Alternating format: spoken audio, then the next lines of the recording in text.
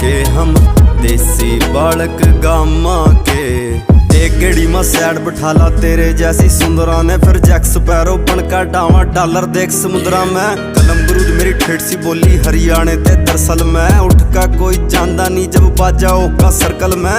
1 lakh dollar की गाड़ी तेरे यार के नीचा है, आगे बढ़ने वाले ते सारी दुनिया सदायो खींचा है। 1 लाख डॉलर की गाड़ी तेरे यार के नीचा है, आगे बढ़ने वाले ते सारी दुनिया सदायो खींचा है।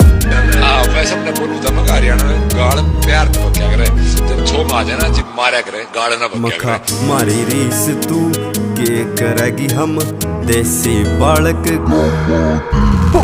देसी बालक गामा के हम देसी